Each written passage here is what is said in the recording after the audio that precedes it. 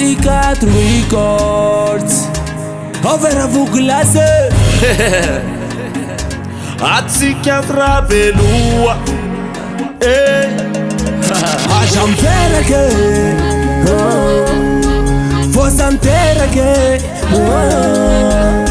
Te angiri elase Ajamenga menga se Masumtera ronte uvuki Ti maskelta man metuki endawe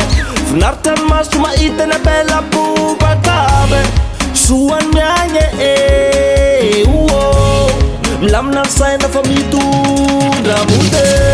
Misratinya ni miakatra-katra ni matana Tula-tula usivan svana Refa mtusa katitsa kutana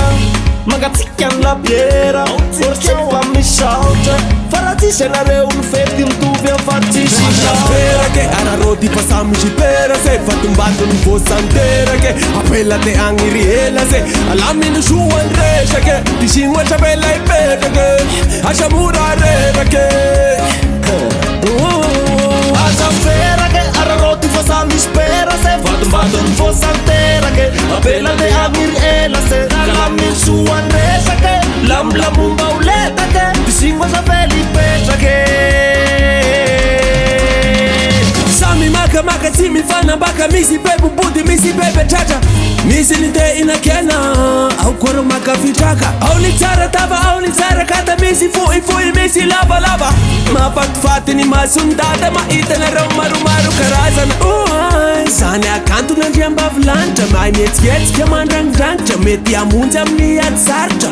Tunga delaiko tsy misy ady varotra Anatin'ny fety aty mba akasarotra Asoasoa mafinaritra laiko idirana sa amoantoka Asamperake ararody fa samy jipera se Fatumbatony vosanterake Apela te angiri hela se Alaminy soan resake Tisignoatra bela ipetrake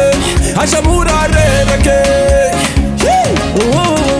Asamperake ararody fa samy spera se Fatumbatony vosanterake Apela te angiri hela se Alaminy soan resake Lamlamumba uletake Tisignoatra bela ipetrake